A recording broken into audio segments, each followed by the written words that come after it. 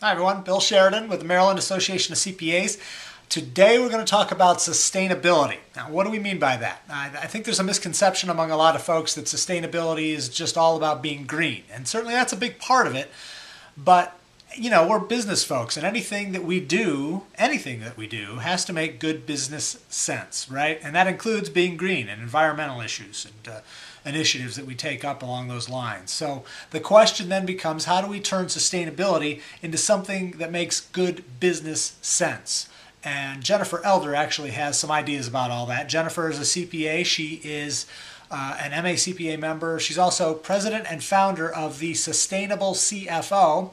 And she spoke at our Maryland CPA Summit recently about sustainability. She took a few minutes afterwards to talk to me a little bit about it, about why sustainability makes good business sense and why CPAs need to be paying attention to it. Here's Jennifer. So Jennifer, I think a lot of people tend to equate sustainability with green or environmental issues. From a business perspective, is it more than that?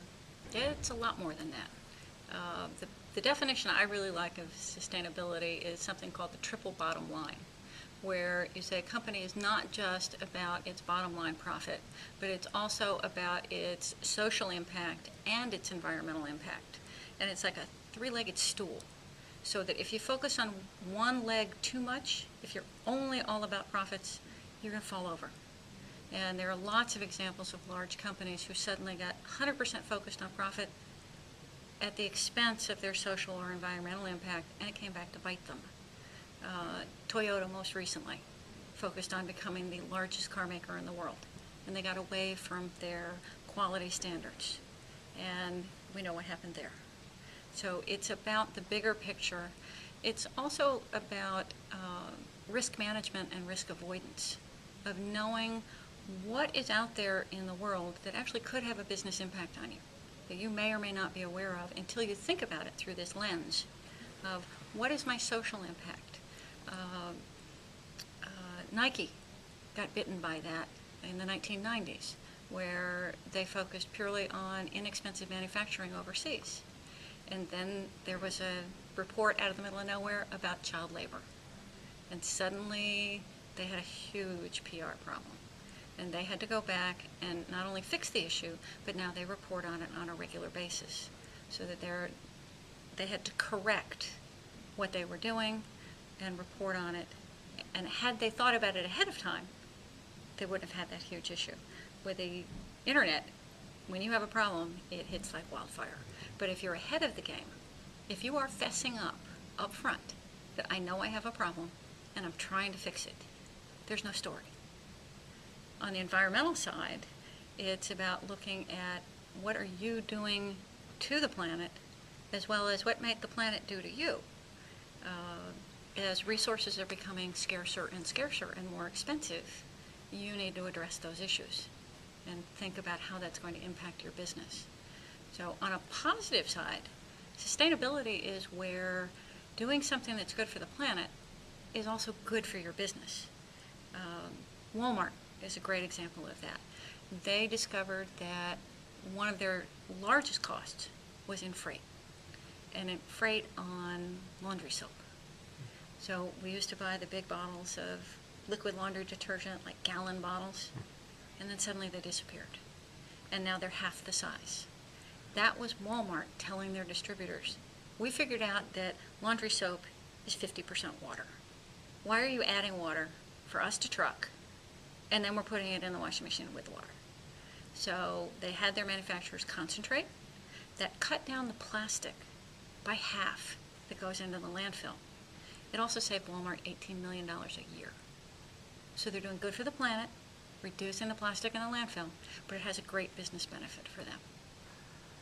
That Walmart example is fantastic. Are there any other examples that you might have of some companies that are hitting all those sustainability buttons in the right way?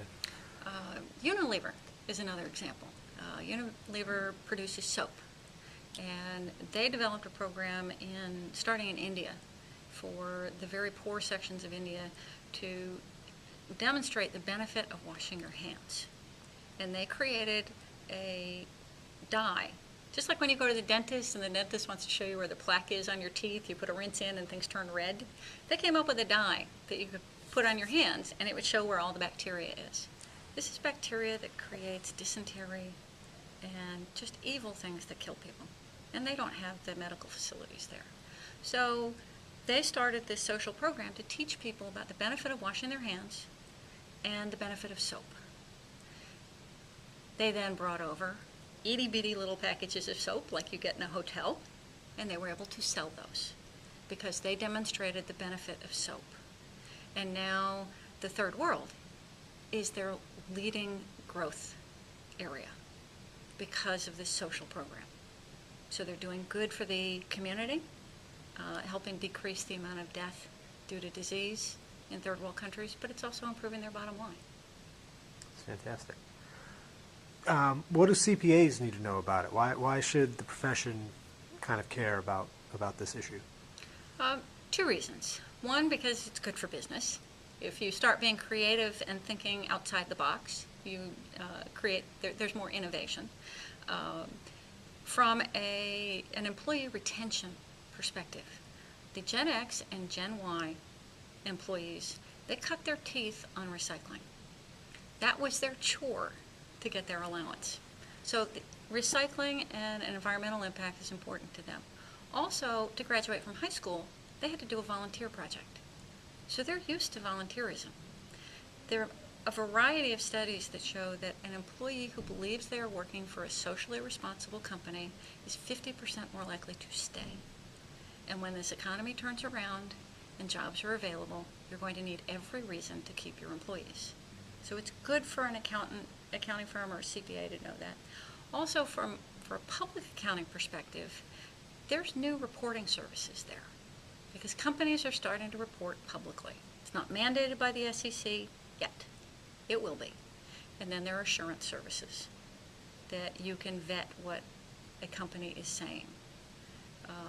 Also, consumers are looking for it. If there are two accounting firms that you can choose from, and one of them is supporting local community nonprofits, I'd go with that accounting firm versus another one that isn't doing anything. So there are lots of reasons that it makes it important for a CPA. Jennifer, thanks so much for taking the time. I appreciate it. You're welcome.